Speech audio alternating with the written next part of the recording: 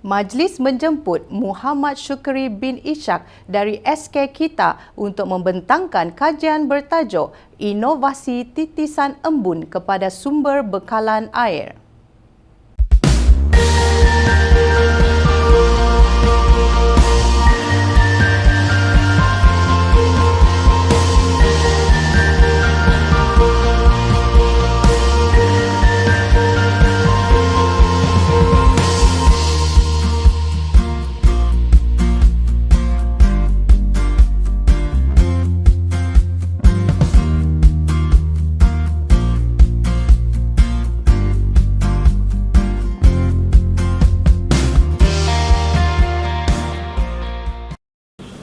Assalamualaikum dan salam sejahtera.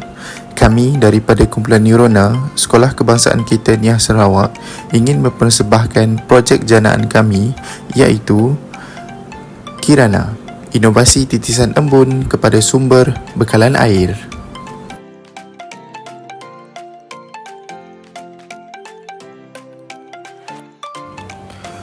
Guru pembimbing bagi projek ini adalah Cikgu Muhammad Syukri bin Ishak yang bertindak sebagai ketua projek.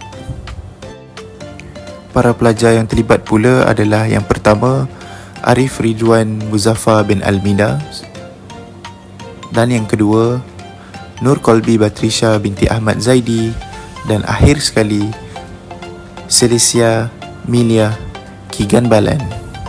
Kirana adalah projek yang menawarkan pengguna keupayaan unik untuk memerangkap kabus dan menuainya untuk disimpan sebagai air bersih untuk memenuhi keperluan masyarakat setempat, terutamanya warga sekolah kami, menggabungkan daya tarikan, estetik dan fungsi praktikal.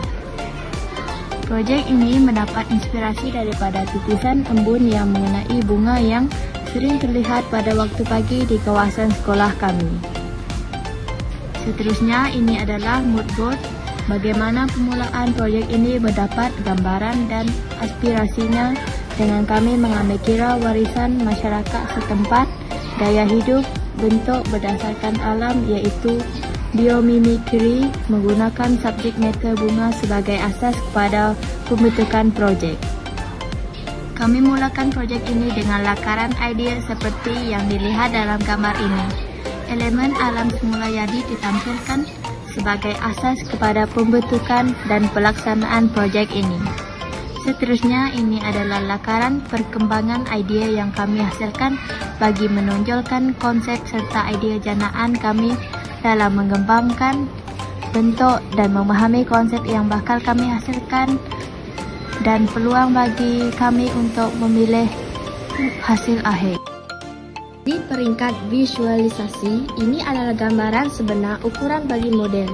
Ini akan dibangunkan dan kami menggunakan software 3 dimensi dalam membina persepsi sebelum dikembangkan menjadi model sebenar. Ini adalah contoh gambaran persekitaran dan reka letak model apabila model ini siap sepenuhnya untuk digunakan. Projek ini menggunakan aplikasi M-Block dalam mereka bentuk arahan, pendapatan, peraturan, dan bahagian pengaturcaraan projek ini. Ini adalah model reka bentuk yang kami hasilkan menggunakan reka EduKit sebagai pengaturcaraan dalam menghasilkan model ini. Antara alatan yang digunakan bagi penghasilan model ini adalah sensor IR, lampu RGB, bateri, wayar, lampu LED, Arduino Uno dan juga switch. Bahan bagi model projek ini adalah net, PVC board, kotak plastik, PVC pipe dan gam 3 saat. Pelaksanaan projek ini adalah dengan net akan memerangkap embun pada kedudukan 45 darjah dan apabila titisan embun menjadi berat, ia akan turun ke bawah melalui saliran pipe PVC yang dibina. Kemudiannya, apabila air titisan embun itu telah mencapai paras yang mencukupi, sensor IR akan mengesan air tersebut dan lampu LED akan menyala menandakan air telah penuh dan boleh digunakan untuk kegunaan harian. Suis 1 akan ditekan bagi memadamkan lampu LED tersebut, manakala suis kedua akan menyalakan LED bagi membolehkan kita melihat paras air yang masih ada pada bekas. Ini adalah gambaran keadaan sebenar menggunakan mock-up untuk tujuan pengujian sebelum model sebenar dibina.